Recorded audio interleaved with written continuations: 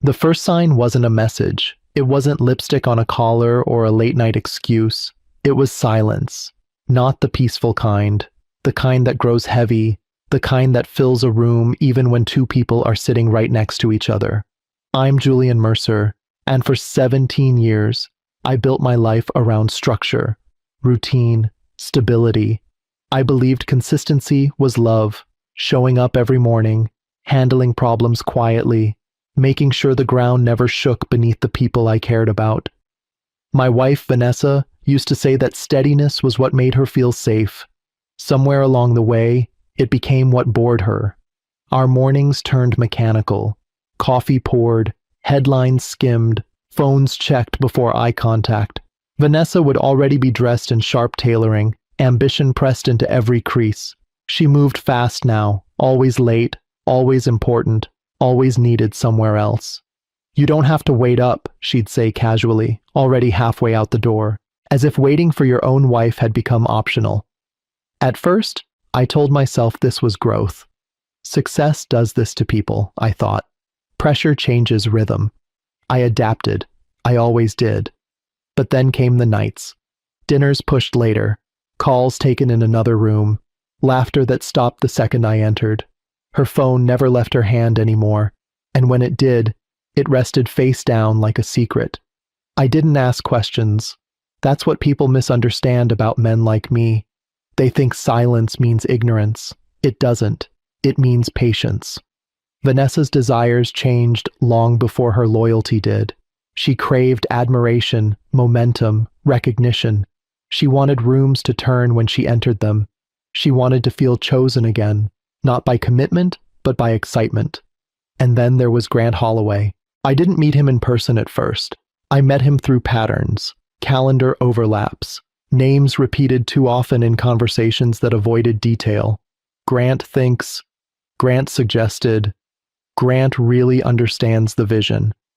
Grant was polished, corporate, a man who knew exactly how to present himself as an upgrade, and Vanessa let herself believe that story. I found the messages one evening without meaning to. Her phone lit up while she was in the shower. Just a name, just a preview. Nothing explicit, nothing that would shock anyone else. But it was the tone. Familiar, intimate, confident. The kind of message you don't send to someone you respect boundaries with. I didn't confront her. I didn't screenshot. I didn't slam doors or raise my voice. I watched her instead.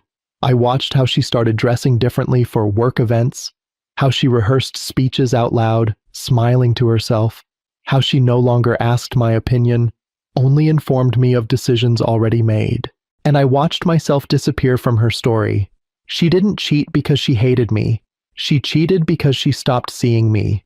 Grant gave her validation. I gave her stability. She chose the noise over the foundation. The fundraiser came together quietly, a luxury charity event designed to draw influence, headlines, and power players. Vanessa poured herself into it. Late nights, endless calls, a stage built for exactly the kind of person she was becoming. She believed she was leading it. She never asked who made it possible. The night before the gala, she adjusted her dress in the mirror and asked, without looking at me, "You're coming, right?" Not because she wanted me there, because absence would look strange. "I'll be there," I said. She nodded, satisfied, already mentally somewhere else. What she didn't know, what she never once bothered to ask, was how much of that night rested on my quiet decisions, my relationships, my signatures, my restraint. I wasn't planning revenge then. I was planning clarity, because betrayal doesn't always deserve confrontation. Sometimes it deserves a mirror. And tomorrow night, when Vanessa stepped onto that stage believing she had finally outgrown me, the truth would begin to surface. Not loudly, not violently, but in a way she could never undo. The morning of the gala arrived with the kind of calm that feels staged, too neat, too deliberate, like the quiet before something irreversible. Vanessa left early. She always did on important days. She moved through the house like a visitor now, efficient and distant, heels clicking with purpose. She barely touched her breakfast, scrolling through messages while sipping coffee she'd forgotten to sweeten. Tonight's going to be big, she said, finally glancing at me. Not excited, charged. People are watching. I nodded. They usually are. She smiled at that, assuming it meant support. It didn't. After she left, I sat alone at the kitchen table longer than necessary. The house felt hollow, stripped of warmth. 17 years of shared space, and yet I felt like a guest in my own life. I didn't feel angry. That surprised me. What I felt was resolve. I spent the afternoon doing what I always did, quietly managing the parts of life no one else noticed. Calls returned, emails answered, arrangements confirmed, every piece falling into place because I said it would, including the gala. By early evening, I was dressed and waiting. When Vanessa finally descended the stairs, she looked stunning, controlled elegance wrapped in ambition. She barely noticed me, too busy adjusting earrings, rehearsing lines under her breath. "You'll sit near the back," she said casually. "Press needs clear shots of the front." I didn't argue. On the drive downtown, she took a call. I heard Grant's voice faintly through the speaker, confident, familiar. She laughed softly, then glanced at me and lowered her tone. "I'll see you there," she said quickly, ending the call. Then, as if to soften it, "He's just stressed about the program flow." I watched traffic crawl past the windshield. I'm sure. The venue was breathtaking, arched ceilings, towering glass, light spilling across polished floors.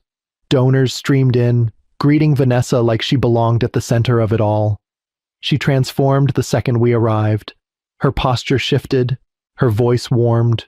She became someone else, someone admired. Grant stood near the stage, tall and immaculate in a tailored suit, confidence radiating from every gesture.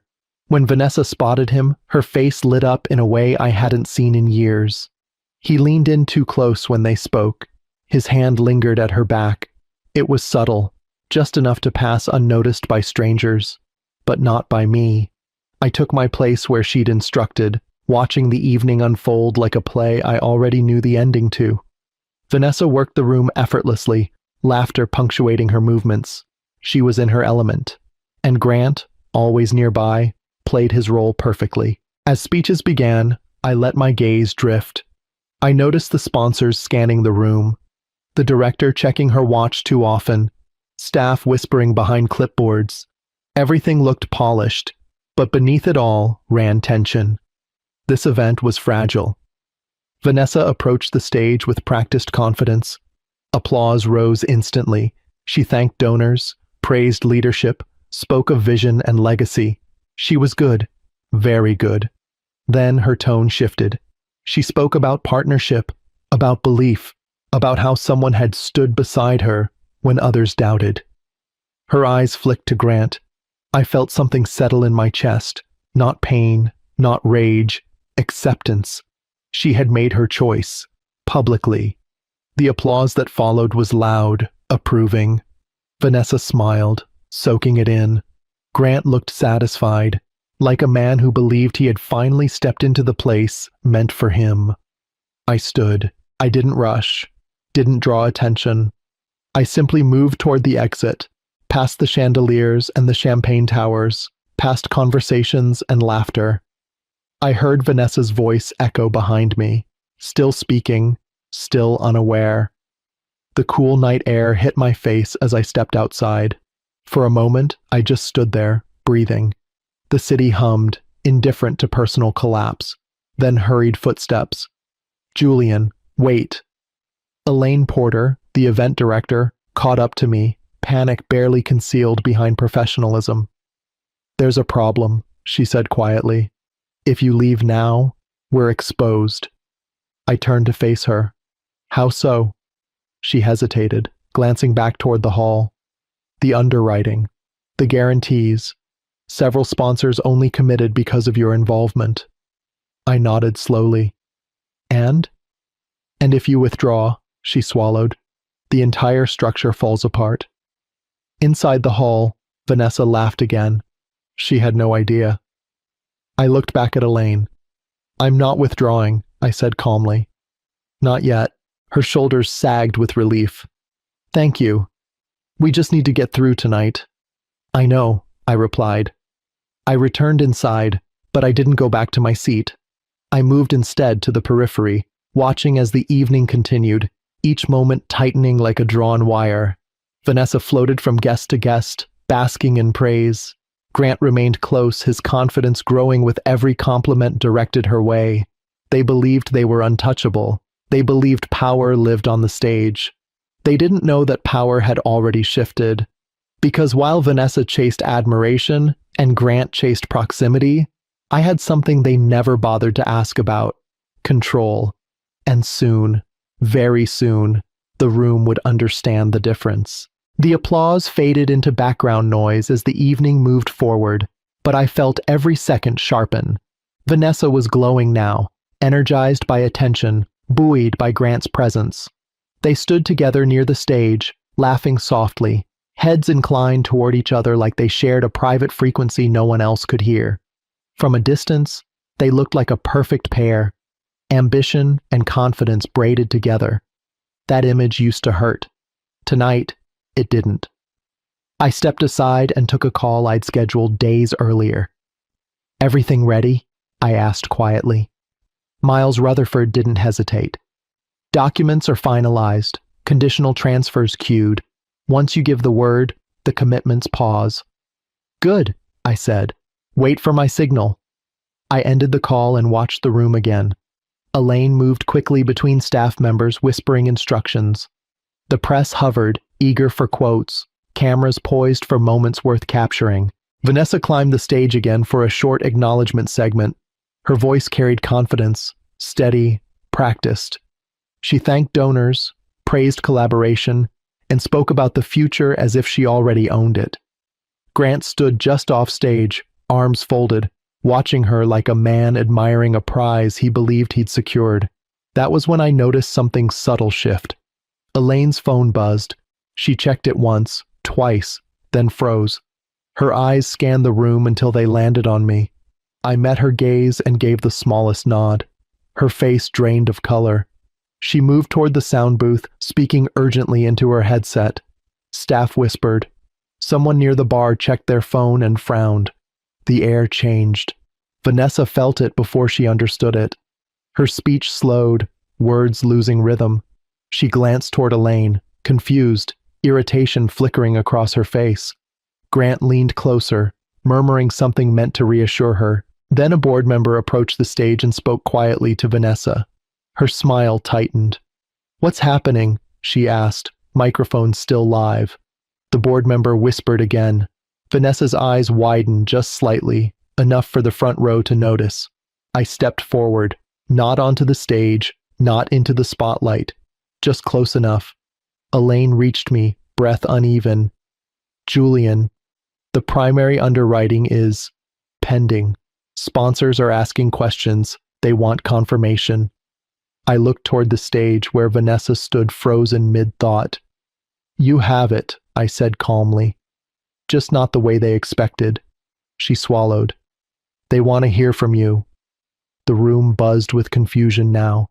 Cameras turned, whispers spread. Vanessa's gaze finally found me. For the first time that night, she looked uncertain. I didn't rush. I moved at my own pace, stepping into the aisle where light caught me fully. A few people recognized me then, faces shifting as memory connected dots. Vanessa's voice cracked slightly as she spoke into the mic. Is there an issue?" I stopped a few feet from the stage. "No issue," I said evenly. "Just a correction." The room went silent. Grant stiffened beside her, confusion flickering across his face. Vanessa looked down at me, eyes searching, calculating. "Julian," she said tightly, "this isn't the time." "I agree," I replied. "That's why I won't take long." Elaine cleared her throat and spoke into her headset. "Hold all transitions." I turned to the audience. "Thank you all for being here. This event means a lot, to many people." Vanessa's hands tightened around the microphone. "Julian, I've supported this cause quietly," I continued, my voice steady, "because I believe real impact doesn't need applause." A ripple moved through the crowd. Grant finally spoke, forcing a polite smile. And we appreciate all contributions, he said, trying to reclaim control. I looked at him for the first time, directly. You should, I said, especially the ones you assumed weren't yours to acknowledge. Grant's smile faltered. Vanessa turned sharply toward him, then back to me. What are you doing? She whispered, microphone picking up every word. I'm stepping out of the way, I answered. Like you wanted. The audience held its breath. Elaine's phone buzzed again. She glanced at it and then spoke aloud, voice shaking. Ladies and gentlemen, there's been a brief adjustment in our sponsorship structure. Vanessa's face drained. Adjustment? Yes, Elaine continued carefully. Certain commitments were contingent on continued involvement from Mr. Mercer. Every eye turned to me. Vanessa stared, stunned. What does that mean? I met her gaze calmly. It means tonight continues, if I say it does. The realization hit her slowly, painfully. She looked around, at the donors, the press, the board members, at Grant, whose confidence was now cracking. You never told me, she said softly.